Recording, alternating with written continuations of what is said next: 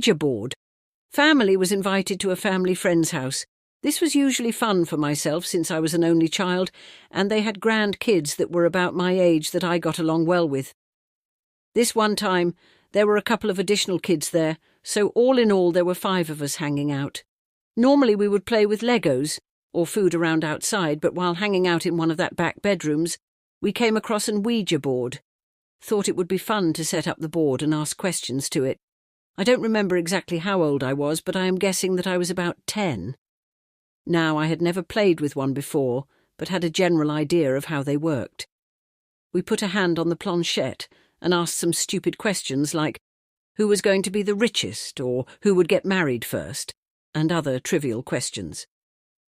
As we asked the questions, I was certain the eye could feel a little persuasion occurring with the planchette, especially if the question seemed to have importance to someone.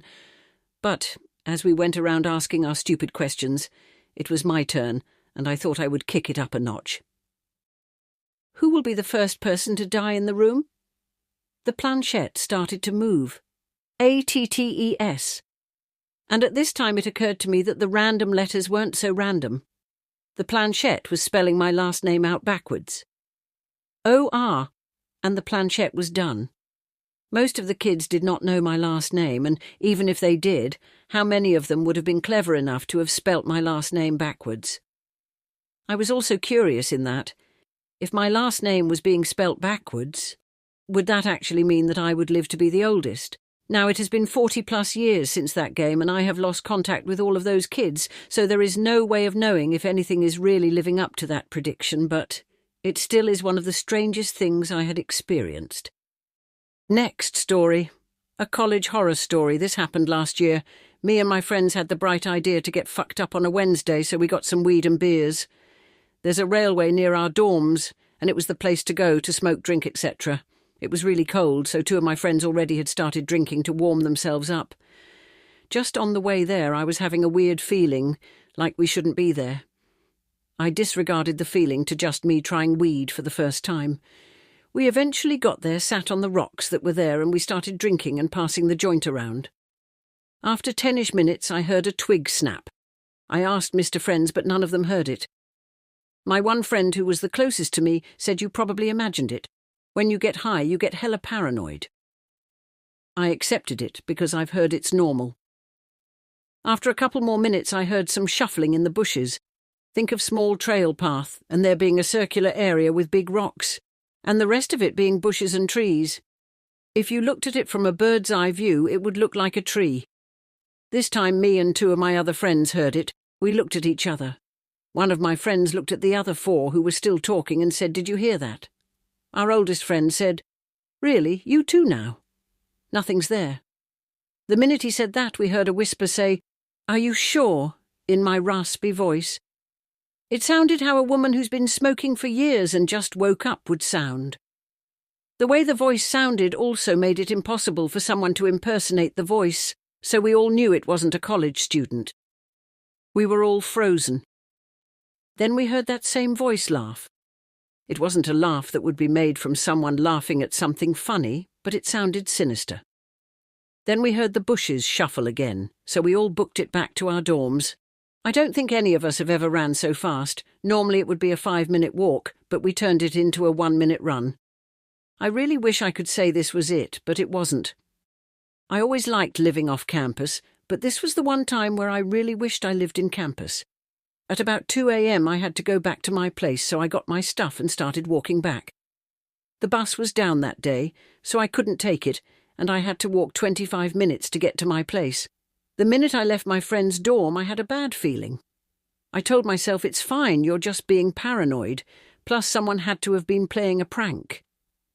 After 5 minutes, I had a feeling that I was being followed. I looked behind me and didn't see anyone behind me.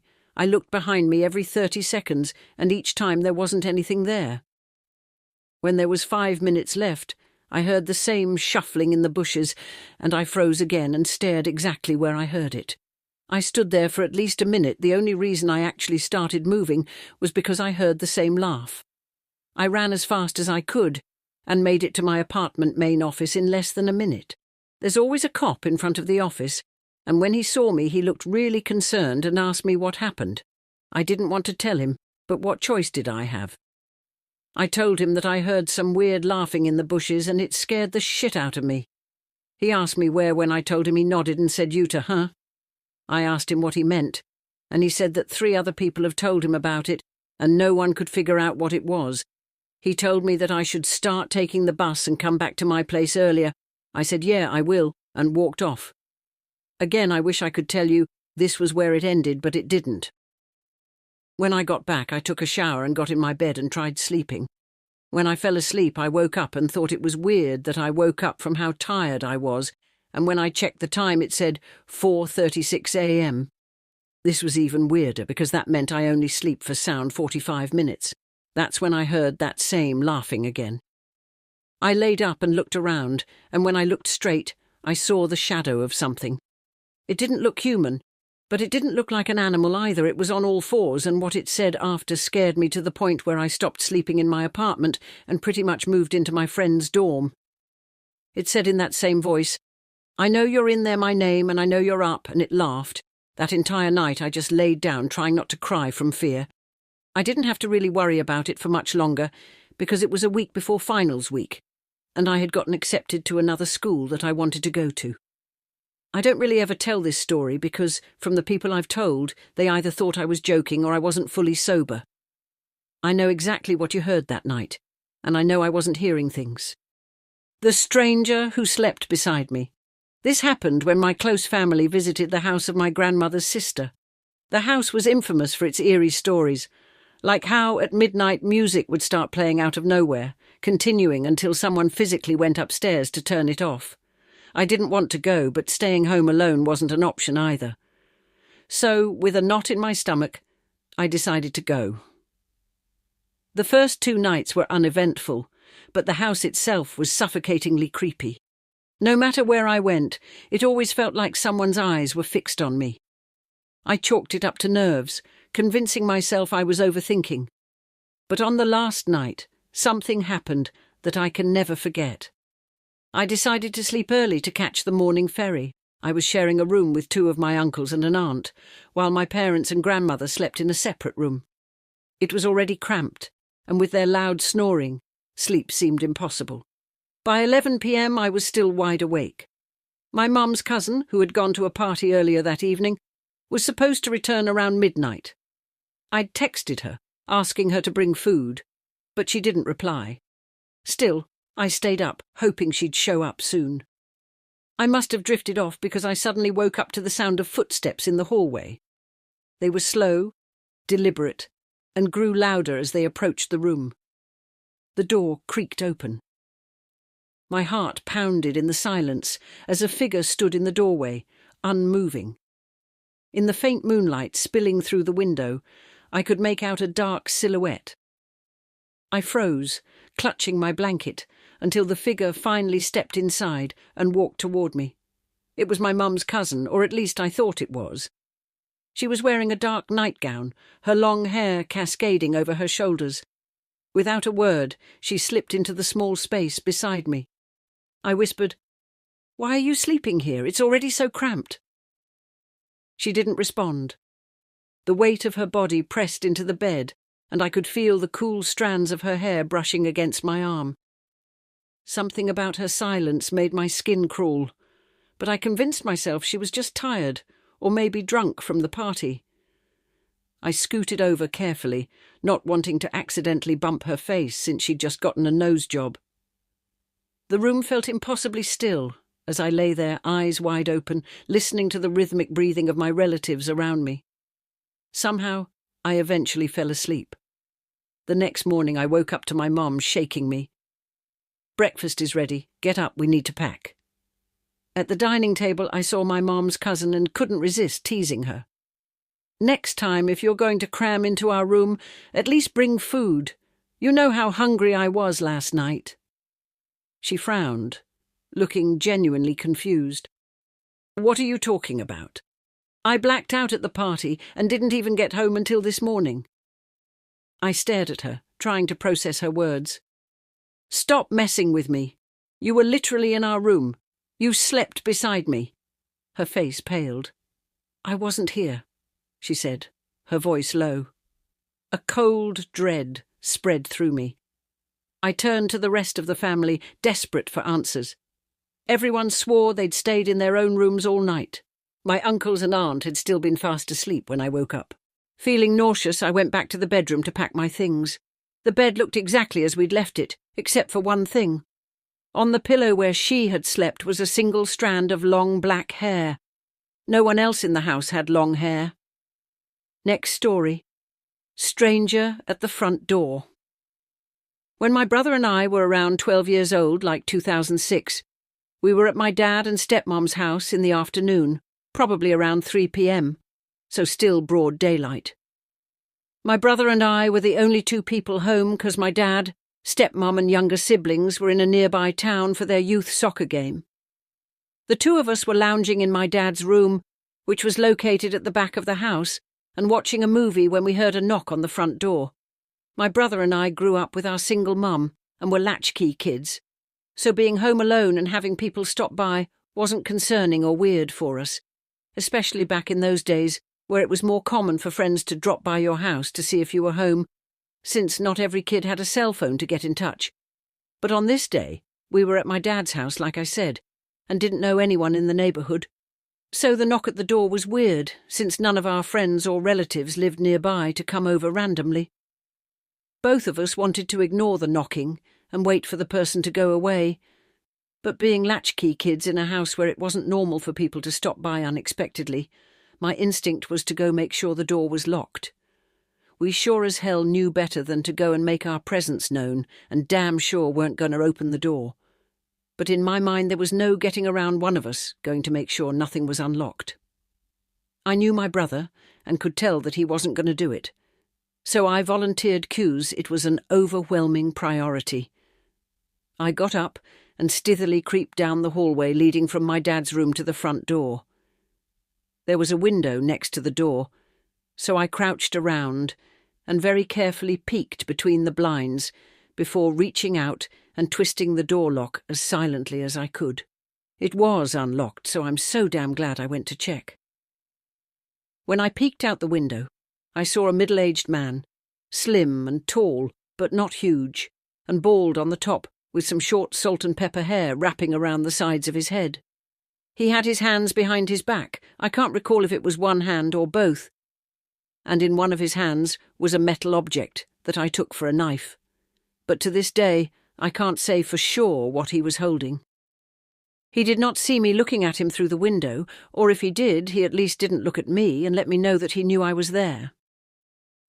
And the way the house was designed, the front door wasn't visible from the street 'cause there were bushes and tall trees blocking it. My 12-year-old heart sank, knowing this random guy was at the door with what I thought was a knife behind his back, or at the very least, a metal object that he felt was necessary to put behind his back. It was especially terrifying because I recognized it was actually not super unrealistic, since the man would not be visible from the street, and therefore could hide something behind his back, without worrying about neighbours or cars passing by and seeing him. This house would be a good target for someone looking to do bad stuff, since you'd be shielded from being seen. At this point, normal paranoia became full-on fight or flight, panic mode. It was like a switch was flipped from, let me just go make sure the door is locked, to, holy shit, I think there's a guy with a knife at the door. I creeped back to my dad's room and told my brother what I'd seen. He grabbed the house phone, can't remember if there was one in my dad's room or if he had to go to another room, but before long he was speaking with my dad on the phone. My dad immediately instructed us to let his Rhodesian Ridgeback, Buddy, in from the backyard. Let me tell you, in a situation of pure terror, having a big loud dog was the only bit of hope, relief. Without Buddy there, I don't even want to imagine sitting in that feeling of terror without any hope of something there to save you as a child, or at least give a sense of having a chance. From there, my brother and I locked ourselves in a bathroom by the front door. Not sure why we decided to hide in the closest room to the guy outside. From inside the bathroom we called 911 while my brother clutched a kitchen knife.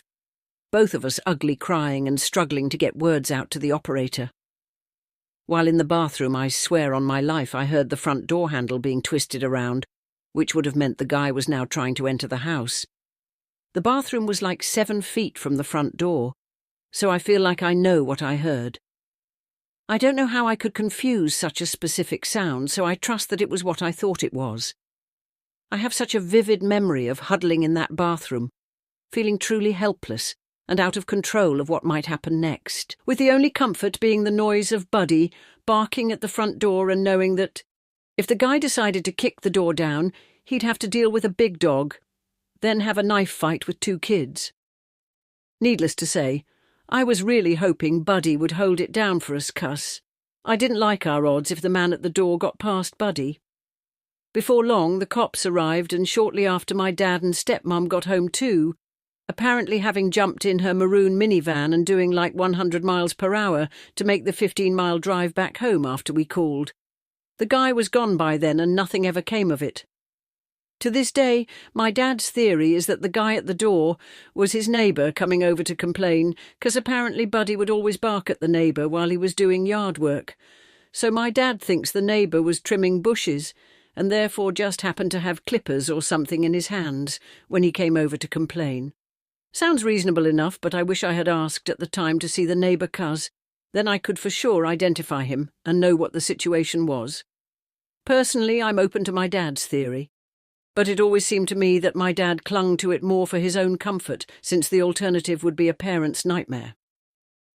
If it were the neighbour, though, some things don't make sense. Like the guy conveniently showing up when no cars were in my dad's driveway since they'd left to go to the soccer game like 20 minutes prior. Seems like coming over when it appeared nobody was home would be a weird time to expect your neighbour to answer the door, or the guy trying to twist the handle like I'm pretty damn sure I heard. Not a very neighbourly act, trying to enter someone else's home when they're gone. Either way, whether the threat was real or imagined by my brother and I, our experience was as real as it gets. What I learned is that sometimes perception really is reality, at least in your own mind. Like the feeling of thinking we were living a nightmare was authentic and visceral, because we believed we were living a nightmare. What the explanation was, I can't say for sure, and it bothers me so much that I'll never know with certainty if we were that close to God knows what. No clue why my dad never followed up with the neighbour. But looking back, it seems pretty clear that the adults wrote it off as the product of kids' imagination. Next story. I was 15, bored and dumb. Me and my friends decided to make a trip to an abandoned park to hang out and goof off. It was well around 11 p.m. when I left the house, so the streetlights were on. But while I was walking to the park, I heard a low, scratchy voice say, "Yonfer?" I ignored it, BC. My town was already pretty weird, and at most thought it was someone drunk looking for someone else. About 5 minutes go, but when I look up from my phone to see a tall, long-haired silhouette standing in front of me, the figure had to be more than 7 feet tall and was very skinny. I froze out of fear and confusion, and almost didn't notice that he was holding something. The figure started to walk to me and stopped a couple feet in front of me. The figure said, "Have you seen my son Yunfer?" I was still frozen and still didn't answer when he suddenly lifted his hand up. But as soon as I saw that, I ran down an alleyway, a shortcut home. I ran as fast as I ever have, but ended up in the middle of the same street I was just on. I saw a tree and hid behind it. I tried to call 911, but my phone was broken. Then I looked up to another tree to see the man hiding behind it, laughing to itself. Then it said, "Give me him back, son," then lunged towards me. I passed out and woke up in my bed. I ran downstairs to my mum and sister making breakfast. My mum looked concerned, asking me what was wrong, but all I said was, "Yonfer man, he was so taller and was looking for his son." My mum's face went pale. She said, "Honey, Yonfer was your dad's name. You saw him too." Next story. IDK, what's been watching me? Okay, so this has been happening for like a month now, and I need to tell someone. I've just moved into a new house, mind you. I'm in high school still. I just got settled into a new house and weird things keep happening. We live right next to a church cemetery and a cow pasture behind our house. The first night here was weird. I felt uneasy and honestly just thought I was homesick since I just moved. But no. There's been These's handprints on my TV, like child handprints, and some outside of my window. We don't have any kids that come here. At night I hear walking in the hallway, and like children crying, sort of. My BF stayed here the other night and had to move his bed into my room because he heard footsteps dragging in the hallway. Just a week ago, I was watching YouTube, and I felt as if someone was watching me. I have a little closet, and inside my TV project thing was thrown down. I say thrown down because it broke, and was forcefully shoved to have that happened. I don't know what to do, and I'm scared, and my mum won't listen. Next story. Am I seeing things?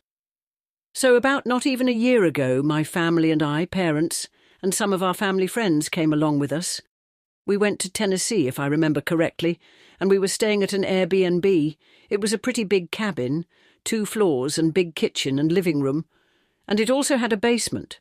The basement had 2 rooms, my room included, and this house was on a cliff. So the main first floor along with the basement had a balcony. The basement balcony did have stairs that lead to the bottom of the cliff. On our second day there, once it was night time, we all got together to play hide and seek. In the dark. I was seeking in one of the rounds, and I decided to go out on the basement balcony. What I find is an outline of a person peering out of the side of the cabin near the stairs. I call out to them saying, "I found you." They don't move. I get a bad feeling after looking at the figure and decide to close the door and go back inside. Shortly after, I check out there again. The figure left and no new PPL had been caught.